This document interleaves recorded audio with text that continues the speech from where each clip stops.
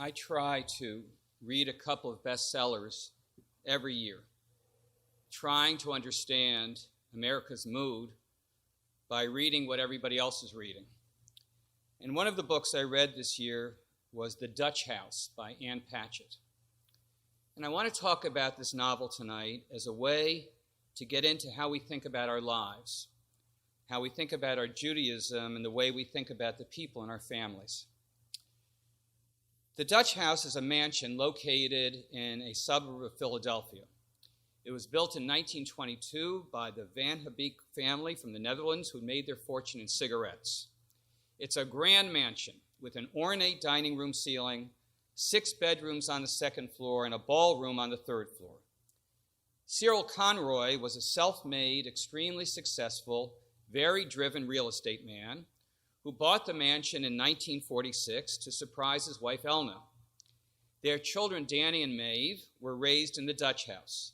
But Elna hates the Dutch House, aesthetically and ethically, and when Maeve is 10 and Danny is 3, she abandons the family to work with the poor in India.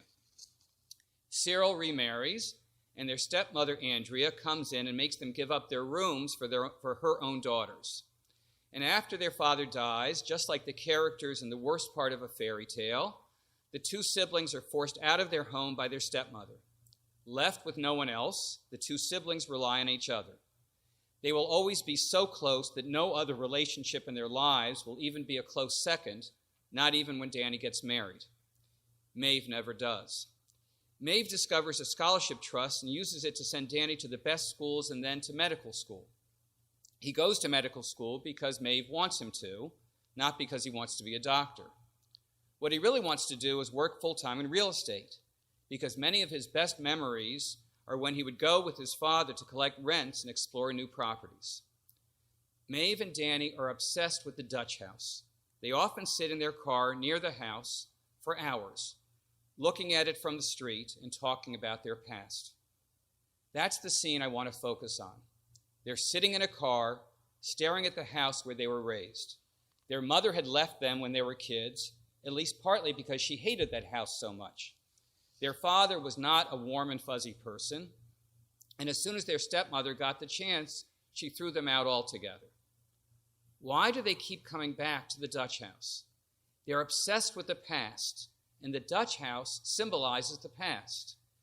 They pretend that what they'd lost was the house, not their mother by abandonment, not their father by death. They pretend that the stepmother who still lived inside the house had taken everything from them. They do not want to be dislodged from their suffering. They have fallen in love with their sadness. After many years of this, they begin to ask healthy questions. Danny asks, "Do you think it's possible to ever see the past as it actually was?"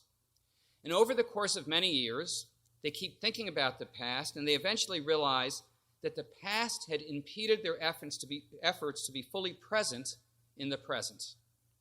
And that's when the change comes. Danny says, there are a few times in life when you leap up and the past that you'd been standing on falls away behind you, and the future you mean to land on is not yet in place. And for a moment, you're suspended, knowing nothing and no one, not even yourself. But as scary as it is, they make the hard decision to change. They step into the river that takes you forward. Stay focused on those 2 adults sitting in a car, staring for hours at their old house. They are deep in nostalgia for the past. Now think about that word, nostalgia. Do you know what the word really means?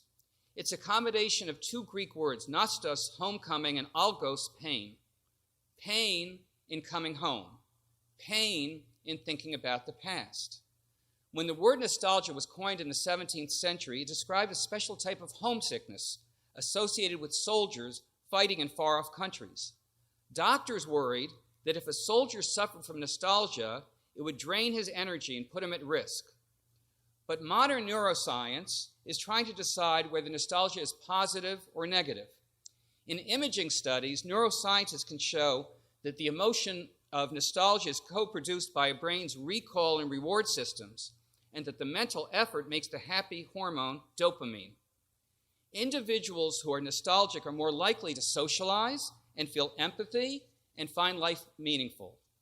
The same neurology that makes us long for people and places we've left behind may have evolved from a more primitive purpose. Think about a prehistoric human longing for the warmth of the cave. If longing for warmth and remembering that warmth can make you keep going, maybe you'll make it home to safety. When you feel anxious or unimportant, memories can be a source of comfort. Cherished experiences, like a bar bat mitzvah ceremony, when accumulated and nourished over time, can make our lives more meaningful. Centuries of doctors thought that nostalgia was a painful disease. Today's doctors think that longing for a lost time can help us make it through today. Van Morrison has this wonderful song called Magic Time, where he encourages us to go back in our minds into the past. Don't lose the wonder in your eyes. I can see it right now when you smile. Let me go back for a while to that magic time. You can call it nostalgia, I don't mind. Standing on that windswept hillside, oh, the road, it never ends. Good to see you, my old friend. Once again, we sit right down and share the wine when we go back for a while to that magic time. We had magic times in our lives. Go back for a while. On this sacred holiday, allow yourself to go back. Part of what makes this holiday special are the memories of high holidays in the past, long before you ever heard of COVID-19 and Zoom. But we have to find a balance. We can't be like the characters in the novel who take years to start living in the present. Nostalgia is okay, but don't live inside it. Live in the now. I want to use the story of the Dutch house to talk about us and the way that we think about our past. In the story, the characters lived in the house. They were the hosts, and then someone comes in and takes over. They become guests in their own home. They spend part of their lives after that on the outside looking in. So think about your life as a house. When we were children and our parents were teaching us good manners, we were often told that we're supposed to be good hosts in our homes. If we had a friend over, we had to make them feel at home and be polite. If we had guests for dinner, we were told not to eat too much so that there would be enough for the guests. And if we went to a friend's house, we were taught to be a good guest, to say thank you, to look at the friend's parent in the eye and call them Mr. Kaplan or Mrs. Rabinowitz. Judaism gives us models for being good hosts. Abraham hosts the 3 angels, even washing their feet. Lot hosts 2 angels and then risks his life to protect them. Every Shabbat evening, we welcome the angels of the Sabbath and the Sabbath queen. Every Pesach, we open the door for Elijah. Judaism has taught us a lot about being good hosts. But nobody ever taught us about unwanted guests. Unwanted guests were the subject of literature like the Odyssey, where guests take over Penelope's house and eat her out of house and home, or a Saturday Night Live routine about the guests who wouldn't leave. But this year, above any other, we've been dealing with unwanted guests. A virus is an unwanted guest, a parasite that comes into your body and takes over. That's how a virus works. The virus, the unwanted guest, becomes the host. It is something from the outside that takes over our insides. There's a stage play by the French playwright André Gide about Saul, the first king of Israel. And in the Bible, Saul is afflicted by an evil spirit. And Gide puts actors on the stage representing Saul's demons. There's a character called jealousy, and there's a character called anger. Saul is tormented by these external unwanted guests who torment him every night when he tries to sleep. In ancient and medieval times, that's how people thought about the emotions and mental processes that afflicted people, that they were from the outside, like people you can see on a stage.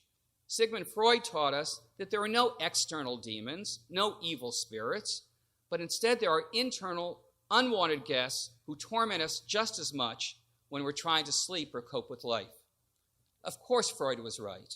There are no external demons. Gide was just doing that for the purpose of the drama of the play. But we can still relate to what Saul was going through. There are no voices from the outside, but there are voices from inside that are just as loud, if not louder. Some of these internal unwanted guests are from the past. The parent who thought they were helping but hurt us. The teachers who told us what we couldn't do. The bosses who put us down. The friend who said something insulting. These people are renting space in our minds. I said to a friend of mine whose late mother was a strong and tough presence in her life that her mother may be gone, but her mother's still renting space in her mind. And my friend got the analogy and said, she's not renting, she owns a condo. You have to ask yourself, am I going to let this unwanted guest take over my house? Am I going to let these bad thoughts take over my mind so that I hurt myself? Why do we do things like this? Why do we dwell in the past? Just like the characters in the Dutch house, we let ourselves fall back into the past because it is known, as opposed to the unknown future. Even though it's painful, at least we know what it is. The present is so complicated, and the future is so scary. We have to do better in the way that we think about the past. We cannot be like Danny and Maeve, who sit there for years staring at the house that represents the pain of the past. We have to find ways to focus on our past in constructive ways so that we're not haunted all the time. There's a passage from the Dutch house that is painful but suggestive. Danny says, "That night in my sister's bed, I stared at the ceiling and felt the true loss of our father. Not his money or his house, but the man I sat next to in the car. He had protected me from the world so completely that I had no idea what the world was capable of. I had never thought about him as a child. I had never asked him about the war he was in. I had only seen him as my father, and as a father I had judged him. There was nothing to do about that now, but add it to the catalog of my mistakes. He didn't know his father. He was too young to even know the questions he would want to have the answers to someday. But this thought is suggestive of a strategy.